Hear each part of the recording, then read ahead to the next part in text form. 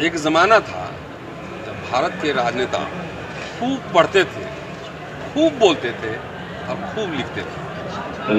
आजकल भारतीय राजनीति में ये प्रजाति एक तरह से विलुप्त सा हो चुका है और वैसे स्थिति में अगर कोई राजनेता लिखे, लगातार बोले तो समझिए एक बधाई तो बनता ही है।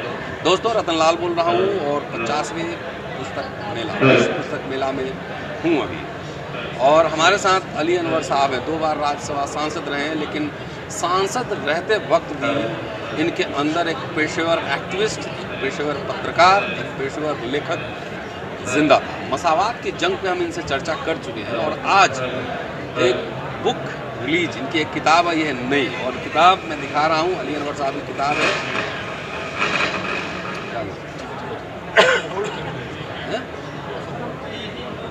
संपूर्ण दलित आंदोलन, पसमानदा तसव्वुर, सभी मजहबों के दलितों के दर्द के रिश्तों पर रोशनी डालती यह किताब है। 206 पेज की है और किताब एक शोधपरक किताब है। यह हमारी लेखन का कलेक्शन नहीं है, फील्ड सर्वे है और रिसर्च बेस्ड है। और इसमें अगर कंटेंट्स में देखेंगे तो हमारे समय के एक महत्वपूर्ण समाजशास्त्री हस्ताक्षर सतीश देशपांडे ने प्रस्तावना लिखी है। डॉक्टर अम्बेडकर का कोट है, गांधी के कोट से शुरुआत होती है और तमाम रंगनाथ मिश्रा कमेटी से लेकर सच्चर कमेटी तमाम रिपोर्टाज पर इस पर चर्चा है। अली अनवर साहब से चर्चा करने की किताब पर कि किताब क्यों पढ़ा जाना चाहिए और क्यों समझा जाना चाहिए। अली अनवर साहब, स्वागत है आपका। और सबसे पहले अम्बेडकर नामा की ओर से आपको बधाई। शुक्रिया प्रोफेसर रतनलाल जी, बहुत बहुत शुक्रिया। आप इन सब चीज़ों को पर अपने अम्बेडकर नामा चैनल के जरिए पूरे देश को जगाने का काम कर रहे हैं। तो इस काम हम समझते हैं कि आपका हाथ लग जाएगा तो ये काम भी अपने मंजिले मकसूद तक पहुँचे। जी, इसमें आप बताएं सर, इसमें ये पूरी किताब मसावात की जंग थी और इसको मैं समझता हूँ कि ये किताब उसका एक्सटेंशन है, विस्तार है। बिल्कुल सर। तो ये किताब जो है पूरी बेस्ड है मुस्लिम कम्युनिटी के अंदर जो कास्ट है, कास्ट की समस्याएं हैं, उस पर बेस्ड है। बिल्कुल जी, बताएं, विस्तार से बताएं। बिल्कुल, देखिए, आमतौर पर ये एक मिथ बना हुआ था जी कि मुस्लिम समाज कोई एक रूप समाज है, होमोजेनस समाज है। तो इस मिथ को मसावात की जंग ने एक हद तक तोड़ा और फिर उसको आगे बढ़ाया इसमें कि पसमानदा में भी एक पसमानदा तरीन लोग भी हैं, उससे भी नीचे, और उनका जो दर्द है, जो उनका जो पेशा है, उनका नाम है, उनकी ज़िंदगी से ज़्यादा गलाजत उनके नाम में भी है कई बार। तो एक जाति के नाम, हाँ, जाति के नाम में एक जाति का नाम हमारे यहाँ है भटियारा। भटियारा का मतलब होता है बैठ कर, और उसकी जो बीवी होती है उसको लोग भटियारिन कहते हैं। तो उसी तरह से तो नट है, बक्खो है, पवड़िया है, गधेड़ी है, मुस्लिम मोची है, मुस्लिम टॉली टॉपर है, पासी है। तो आप देखिएगा कि जो हिंदू पासी है इस पर चकता हो जाता है, ताड़ के दरख्त पर चढ़ता है तो हाथ पर, इस पर एकदम काला, कमर में भी। अगर उसको एक बार हमको एक आया वैशाली जिला का एक आदमी कहा कि हम मुस्लिम पासी हैं, तो हमको नहीं मालूम था। तो हमने कहा कि पासी हैं तो जरा कुर्ता खोलिए, तो कुर्ता खोल करके दिखाया तो ठीक वही चकता पाया। तो हमने देखा, यहाँ दिल्ली आकर के देखा, पटने आकर के देखा कि भाई यहाँ तो गटर में जो लोग मरते हैं, जो जहरीली गैस से, वो हिंदू भी होता है, मुसलमान दलित भी होता है। तो ये जो मजहब का और जाति का बनावटी दीवार खड़ा करके उनको खांचों में बांटा गया है। तो हमने ये कोशिश इसमें की है कि एक पुल बनाने का काम किया जाए। और जिस दिन प्रोफेसर साहब, हमारा ये मानना है, हमारा ये विश्वास है कि जिस दिन सारे मजहबों के दलित एकजुट हो जाएंगे, और इसलिए होना चाहिए और होंगे कि उनके मसाइल, उनकी समस्याएं और उनका उत्पीड़न एक जैसा है। तो इस देश के लाल किला पर झंडा फहराने से उनको कोई नहीं रोक सकता है। क्या बात है। तो ये इसके लिए, इस नकली दीवार को तोड़ने के लिए संपूर्ण दलित आंदोलन की ये अवधारणा, तस्वुर मने होता है कि हम इसका सपना देख रहे हैं कि वो दिन कब आएगा। वो जिस दिन की इस बात हमने पार्लियामेंट में भी कही थी। जी। बहन जी हमारे साथ थी, रामविलास पासवान जी थे, अठावले साहब थे, हमने सबको संबोधित, राम गोपाल यादव जी थे, सबको संबोधित करते हुए भी ये बात कही थी कि अकेले बात नहीं बनेगी, सब लोगों को, हम लोगों को मिल करके और अपने लोगों के दुख तकलीफ को खत्म करने के लिए सत्ता की बागडोर अपने हाथ में लेनी। तो इस मकसद से ये किताब लिखी गई है। और इस किताब एक राजनीतिक दस्तावेज भी है, एक घोषणा पत्र समझ लीजिए मोदी आंदोलन का। बिल्कुल।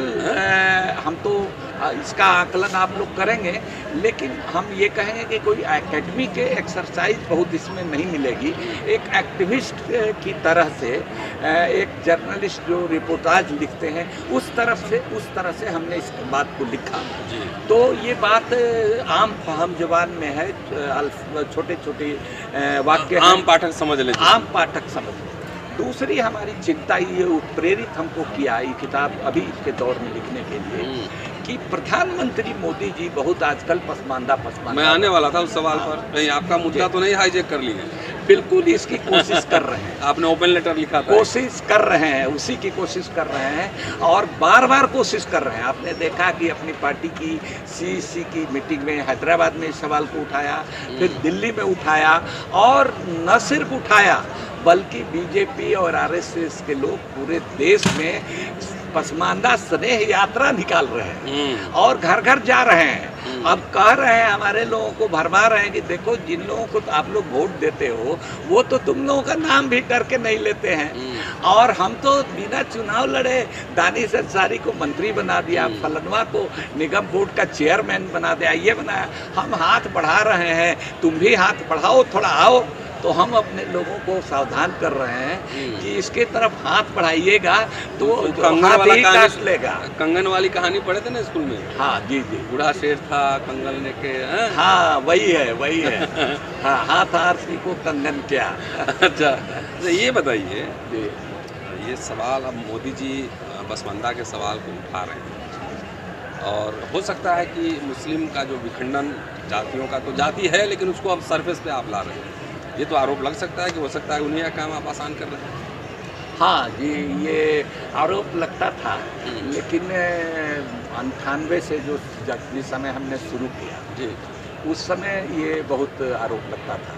और जो हमारे पुरोहित वर्ग है हमारा मुसलमानों का, वो मस्जिदों में नमाज के समय खुतबा भी करता था। नाम नहीं लेता था कि इसका प्रचार हो जाएगा, लेकिन ये कहता था कि कुछ शैतान लोग इस तरह के काम में लगे हुए हैं। लेकिन उन लोगों ने ये चलते चलते अब देखा समाज के अंदर से, चूंकि इसी की आबादी 80% है, दलित मुस्लिम दलित जिसको हम कह रहे हैं वो तो मुश्किल से 1% भी नहीं होगा, लेकिन जो पिछड़ा वर्ग है उसकी आबादी समझिए कि मुसलमानों में 80% 85%।